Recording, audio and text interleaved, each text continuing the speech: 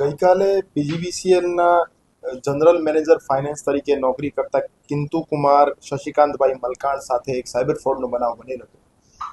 બનાવની હકીકત એવી હતી કે જે જનરલ મેનેજર ફાઇનાન્સ કિંતુ કુમાર મલકાણ છે એમને ગઈકાલે બપોરે એમના એમડી પીજીવીસીએલના એમડી સાહેબ કેતન જોશી સાહેબના પ્રોફાઇલ પિક્ચર રાખેલો અને એમના નામ લખેલું એક વોટ્સઅપ નંબરથી મેસેજ આવેલો કે હલો મલકાણ, હું મીટિંગમાં છું અને તાત્કાલિક મને આ અકાઉન્ટ નંબર ઉપર પીજીવીસીએલના ખાતામાંથી 45 લાખ રૂપિયા જેવાનું પેમેન્ટ કરી નાખો.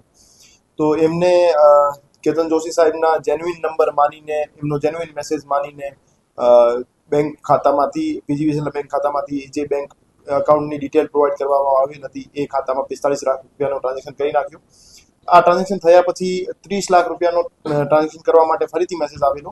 તો ફરીથી મેસેજ આવ્યા પછી એમને શંકા ગઈ, તો એમને પોતાના એમડી સાહેબ સાથે કન્ફર્મ કર્યો. તો એમને ખ્યાલ આવ્યો કે એમની સાથે સાયબર ફ્રોડનો બનાવ બનેલ છે. તો એના પછી એમને રાજકોટ શહેર સાયબર ક્રાઇમ પોલીસ સ્ટેશનનો સંપર્ક કર્યો અને જે એમની પાસે વિગતો હતી, બેંક અકાઉન્ટ નંબર અને વોટ્સએપ નંબર, એના આધારે જે બેંક અકાઉન્ટ ધારક અને વોટ્સએપ મોબાઈલ નંબર ધારક વિરુદ્ધ એક ગુનો દાખલ કરવામાં આવે છે અને એ ગુનાની તપાસ હાલ cyber crime police station Rajkot શહેરમાં ચાલી રહી છે. જે એકાઉન્ટ્સમાં પૈસા ગયેલ છે એમાં ફ્રીઝ કરવામાં આવેલ છે અને એમનો ડેબિટ ફ્રીઝ કરી એને જે પણ અમાઉન્ટ અમારો ડિસ્પ્યુટેડ હતો એને બ્લોક કરવામાં આવેલ છે. અમુક અમાઉન્ટ જે છે એ એટીએમ અને ચેક મારફતે વિડ્રો થઈ ગયેલ છે. આ સિવાયનો તમામ અકાઉન્ટમાં તમામ અમાઉન્ટ છે એ હોલ્ડ કરવામાં આવેલ છે. શરૂઆતમાં એક અકાઉન્ટમાં પૈસા ગયા, પછી એક અકાઉન્ટથી મલ્ટિપલ લેયર્સમાં, મલ્ટિપલ અકાઉન્ટ્સમાં પૈસા ટ્રાન્સફર થયેલા છે. તો એ બાબતે અમે તપાસમાં એમના ઉપર કાર્યવાહી કરીશું.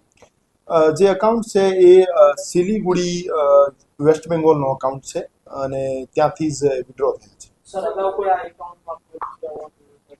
ના, હજુ સુધી એ એકાઉન્ટમાંથી કોઈ ફ્રોડ થયાનો સામે નથી આવ્યો, પણ આજે સવારે એક બીજા ડિપાર્ટમેન્ટમાં રાજકોટ શહેરના જ એક બીજા અધિકારીને એ રીતનો મેસેજ આવ્યો હતો, પણ એમને સમયસર ખબર પડી ગઈ કે એ ફ્રોડ છે. તો એને સાયબર ક્રાઇમનો સંપર્ક કર્યો તો એમને જાણ કરવામાં આવી હતી કે એ રીતે ટ્રાન્ઝેક્શન નહીં કરવા. હજુ સુધી અમારી પાસે જે પ્રાથમિક વિગતો અવેલેબલ છે એમાં 45 લાખ પૈકી 33 લાખ જેવી રકમ હોલ્ડ થયેલી છે અને 2.5 લાખ જેવી અમે ચોક્કસ કહી શકીએ કે આ વિડ્રો થઈ ગયેલી છે. બાકી તપાસ દરમિયાન સામે આવશે. ફરિયાદીશ્રીનો એમાં કોઈ નેગેટિવ રોલ નહીં જણાઈ આવતું. ફરિયાદીનો જેન્યુઇનલી એવું માનવું હતું કે સાહેબે મને પર્સનલ નંબરથી મેસેજ કરીને અર્જન્ટમાં કીધું છે એટલે એને ભરોસો કરી લીધો.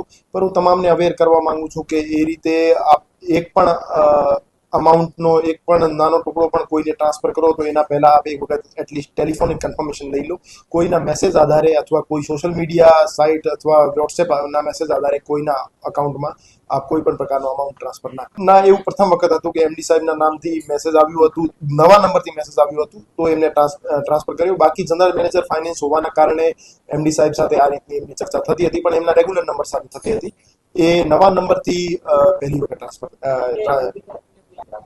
અમે રાજકોટ શહેરના જે તમામ કચેરીઓ છે એમના જે અકાઉન્ટ બ્રાન્ચમાં કામ કરતા માણસોને અવેર પણ કર્યા છે કે એ રીતે આપના બોસના નામે આપને કોઈ પણ પ્રકારનો મેસેજ આવે કે પર્ટિક્યુલર અમાઉન્ટ આપ એક ખાતામાં ટ્રાન્સફર કરો તો આપ સીધા વાત માન્યા કરતા આપ એક વખત ટેલિફોનિક કન્ફર્મેશન લઈ લો, રૂબરૂ જઈને ચર્ચા કરી લો, પછી જ આપ કોઈ અમાઉન્ટ ટ્રાન્સફર કરો. એના કરતા આપ ફક્ત અને ફક્ત મેસેજના આધારે કોઈ પણ પ્રકારનો અમાઉન્ટ ટ્રાન્સફર ના કરો.